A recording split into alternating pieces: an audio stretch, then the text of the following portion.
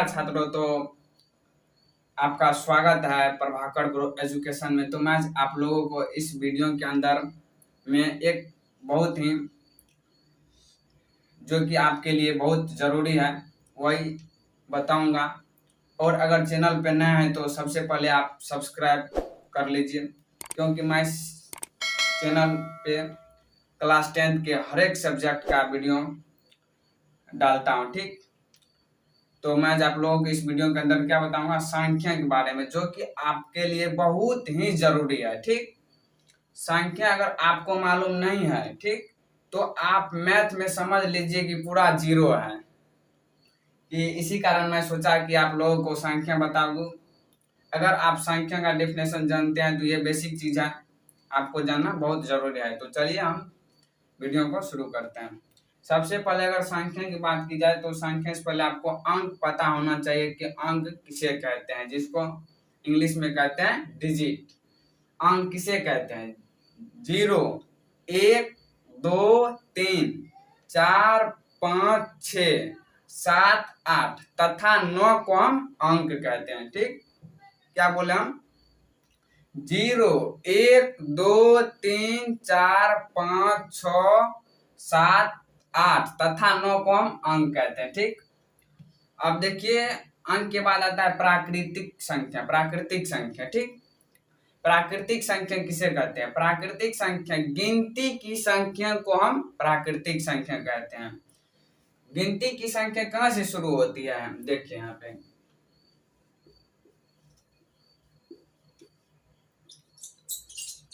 प्राकृतिक संख्या,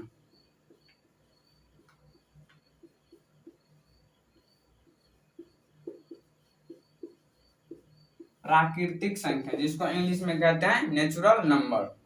प्राकृतिक संख्या का डेफिनेशन हो जाएगा, गिनती की संख्या को हम प्राकृतिक संख्या। गिनती की संख्या कहाँ से शुरू होगा? 1 से। ऐसा तो आप नहीं करते हैं। अगर आपको कोई भी आदमी कह दे कि उंगली गनने के लिए हाथ का, तो आप कैसे गनिएगा? 1, 2, 3, 4, 5। ठीक, ऐसे नहीं गनिएगा। ऐसा तो नहीं आप गनते हैं कि 0, 1, 2, 3, 4, ऐसा तो नहीं गनते हैं। आप कैसे गनते हैं? 1, 2, 3, 4, 5। इसी कारण बोले कि हम गिनती की संख्या 1 से शुरू होती है।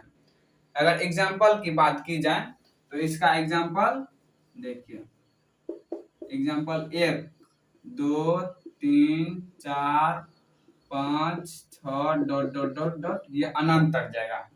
ठीक, गिनती की संख्या को हम प्राकृतिक संख्या ठीक कहते हैं। ठीक, अब देखिए गिनती की संख्या को हम प्राकृतिक संख्या कहते हैं। ठीक, अब देखिए सम संख्या। सम संख्या किसे कहते हैं? जिस किसी प्राकृतिक संख्या के इकाई स्थान पर, जिस किसी प्राकृतिक संख्या के इकाई स्थान पर 0, 2, 4, 6 तथा 8 रहे तो उसे हम सम संख्या कहते हैं। क्या बोले अभी?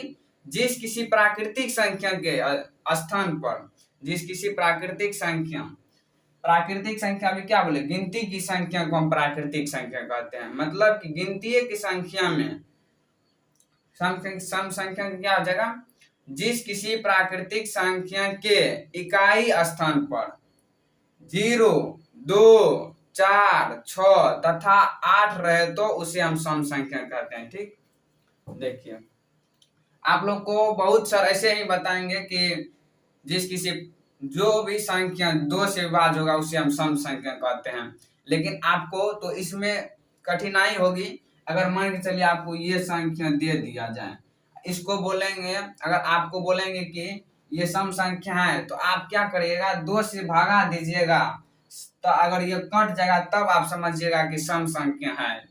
लेकिन हम जो बताए हैं, जिस किसी प्राकृतिक संख्या के इकाई स्थान पर 0, 2, देखिए 0, 2, 4, 6 तथा 8 रहे तो उससे हम समझ जाएंगे कि ये सम संख्या है। मान के चलिए अभी हम लिख दिए 846। अब आप इसमें करिएगा क्या? 2 से भागा दीजिएगा, कट जाएगा तब होगा सम संख्या। आपको तो लेट हो जाएगा। इसी कारण हम बोलते हैं जिस किसी प्राकृतिक संख्या के इकाई स्थान पर, इकाई स्थान कौन हो गया, इकाई स्थान 6, इकाई स्थान पर 6 है ना, तो अभी हम बोले ना जिस किसी प्राकृतिक संख्या के इकाई स्थान पर 6 रहेगा, तो यहाँ पर 6 है, मतलब कि ये सम संख्या है। ठीक, मान के चलिए कि अब हम ये संख्या ले लेते हैं 540। आपको सीधे देखना है, अगर आपको डिफिनेशन याद है सम संख्या का, तो आप सीधे पहचान जाइएगा कि ये सम संख्या है या विषम संख्या है। ये कौन संख्या है, कमेंट में जरूर बताइएगा कौन संख्या है। ठीक, देखिए 0 है, यहाँ पे 0 है इकाई स्थान पे, तो ये सम संख्या है। मान के चलिए हम ले लिए 642 ले लिए। अब ये देखेंगे सम संख्या है, देखिए इसमें 2 है, यहाँ पे 2 है इकाई स्थान पे, इकाई स्थान पर होना चाहिए। ठीक, यहाँ पे इकाई स्थान पर 2 है, तो ये सम संख्या है। ठीक, तो चलिए आप लोग सम संख्या समझ गए होंगे। अब जानते हैं विषम संख्या किसे कहते हैं। विषम संख्या का परिभाषा हो जाएगा डिफिनेशन कि जिस किसी प्राकृतिक संख्या के इकाई स्थान पर 1, 3, 5, 7 तथा 9 रहे तो उसे हम विषम संख्या कहते हैं। ठीक, जिस किसी प्राकृतिक संख्या के इकाई स्थान पर, सम संख्या में क्या था, जिस किसी प्राकृतिक संख्या के इकाई स्थान पर 2, 4, 6, 8 तथा 2, 4, 6 तथा 8 रहे तो उसे हम सम संख्या कहते हैं। लेकिन विषम संख्या में क्या है, जिस किसी प्राकृतिक संख्या के इकाई स्थान पर 1, 3, 5, 7 तथा 9 रहेगा इकाई स्थान पर, तो हम विषम संख्या समझेंगे। देखिए 1, 3, 5, 7 तथा 9 अगर ये इकाई स्थान पर रहेगा तो हम समझ जाएंगे कि विषम संख्या। देखिए मान के चलिए कि हम 548 ले लिए। अब देखेंगे इकाई स्थान पर है ये चीज 1, 3, 5, 7 तथा 9, इकाई स्थान इसमें कौन है, इसको कहते हैं इकाई, दहाई, सैकड़ा। तो इकाई स्थान पर 8 है, इसमें 8 है नहीं है, मतलब कि ये सम संख्या है। आपको सम संख्या हम बोले थे ना, जिस किसी प्राकृतिक इकाई स्थान पर 2, 4, 6 तथा 8 रहे, तो यहाँ पे 8 है, तो मतलब ये सम संख्या है, बल्कि ये विषम संख्या नहीं है। अब देखिए लिख देते हैं 565। अब इसमें देखेंगे कि ये सम है या विषम। देखिए इकाई स्थान पर क्या है 5, देखिए यहाँ पर भी बोलता है कि ये 5 रहेगा तो विषम संख्या होगा, तो 5 है इकाई स्थान पर, इकाई, दहाई, सैकड़ा, इकाई स्थान पर 5 है, मतलब कि ये संख्या विषम है। अब मान चलिए 542 ले लेते हैं। देखिए ये सम संख्या है कि या विषम संख्या, ये सम संख्या। कैसे, यहाँ पे इकाई स्थान पर 2 आ गया, ये विषम संख्या नहीं होगा। अब मान चलिए 748 ले लेते हैं। देखिए यह है सम संख्या, सम संख्या है। कैसे, इकाई स्थान पर 8 है, विषम संख्या होने के लिए इकाई स्थान पर 1, 3, 5, 7 तथा 9 अगर कोई संख्या रहेगा इकाई स्थान पर तो हम समझ जाएंगे कि ये है विषम संख्या। अब मान चलिए ले लेते हैं 347, ये है सम संख्या है या विषम संख्या है, ये विषम संख्या है। कैसे कि विषम संख्या कहता है कि जिस किसी प्राकृतिक संख्या के इकाई स्थान पर 1, 3, 5, 7 तथा 9 रहे तो उसे हम विषम संख्या कहते हैं। तो 7 है इकाई स्थान पर, मतलब ये विषम संख्या है। आप ये भी समझ गए होंगे। ठीक, अब जानते हैं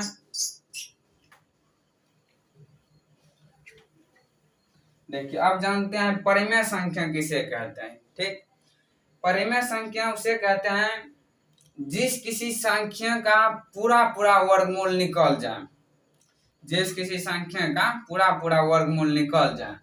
मान के चलिए कि दे देते आपको यहाँ पे 36। ठीक, इसका पूरा वर्गमूल निकल जाएगा, हाँ निकल जाएगा। कैसे, देखिए 6 के 36, 6 आ गया इसका वर्गमूल, 6 का वर्गमूल देखिए 36 है। ठीक, मतलब कि रूट अंदर 36 ये जो है ये परिमेय संख्या है, क्योंकि इसका पूरा पूरा वर्गमूल निकल गया है। ठीक, आप जानते हैं अपरिमेय संख्या किसे कहते हैं? अपरिमेय संख्या जिस किसी संख्या का पूरा पूरा वर्गमूल नहीं निकले। मान के चलिए कि अगर आपको यहाँ पे रूट अंदर 7 दे दिया जाए, आपको अगर ये कह दिया जाए कि ये परिमेय संख्या है या अपरिमेय संख्या, तो आप क्या बोलिएगा? ये अपरिमेय संख्या है। कैसे? क्योंकि इसका पूरा पूरा वर्गमूल निकलेगा नहीं, इसका पूरा पूरा वर्गमूल निकलेगा नहीं, इसका पूरा पूरा वर्गमूल भी इसका भी नहीं निकलेगा, इसका निकलेगा, हाँ इसका निकलेगा। कौन सी होगा? देखिए यहाँ पर 2 होगा।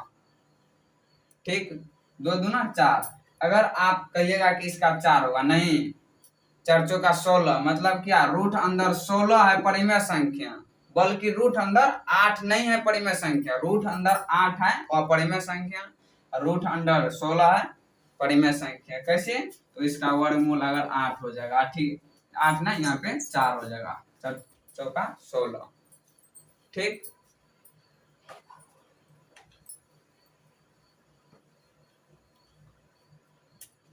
देखिए आप ये समझ गए होंगे। अब मैं आपको बताता हूं कि अभाज्य संख्या, अभाज्य संख्या किसे कहते हैं? अभाज्य संख्या क्या हो जाएगा? जिस संख्या में एक और स्वयं से भाग लगे, मतलब कि जिस किसी संख्या में एक और स्वयं से भाग लगे। ऐसा कौन सा संख्या है जिसमें कि एक और जो संख्या रहेगा उसी से भाग लगेगा सिर्फ, मतलब एक और स्वयं से भाग लगे। तो देखिए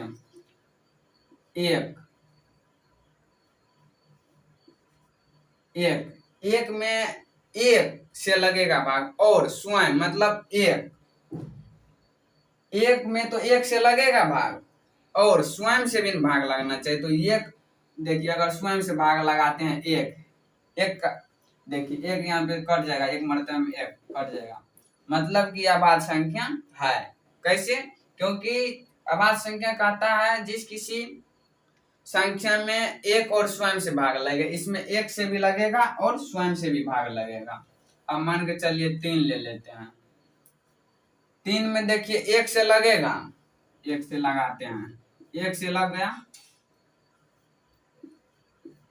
एक से लग गया ना, और स्वयं से भी भाग लगना चाहिए। अब देखिए 3 लिखते हैं और 3 से लगाते हैं, 3 देखिए ये भी लग गया, मतलब कि 3 भी है अभाज्य संख्या, इसमें एक और स्वयं से भाग लग गया। अभाज्य संख्या यही कहता है कि जिस संख्या में एक और स्वयं से भाग लगे उसे हम अभाज्य संख्या कहते हैं। ठीक, अब जानते हैं हम लोग यौगिक संख्या, जिसको भाज्य संख्या कहते हैं। यौगिक संख्या किसे कहते हैं?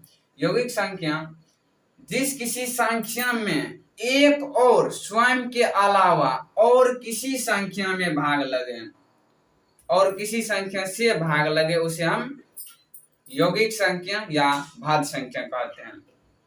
देखिए इसका एग्जांपल क्या हो जाएगा?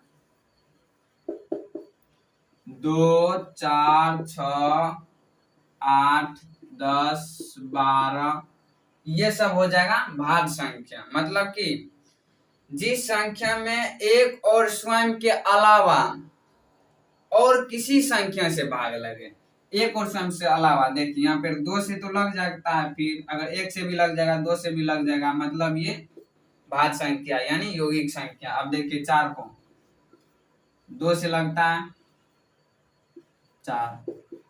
ठीक, इसका क्या हो जाएगा?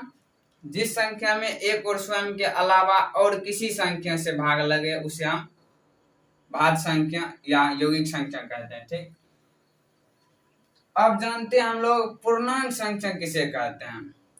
ठीक, देखिए पूर्णांक संख्या का परिभाषा क्या हो जाएगा? ऋणात्मक संख्या और धनात्मक संख्या के समूह में शून्य को शामिल कर देने से प्राप्त संख्या पूर्णांक संख्या कहलाता है। क्या बोले अभी हम? ऋणात्मक संख्या और धनात्मक संख्या के समूह में शून्य को शामिल कर देने से प्राप्त संख्या पूर्णांक संख्या कहलाता है। कैसे?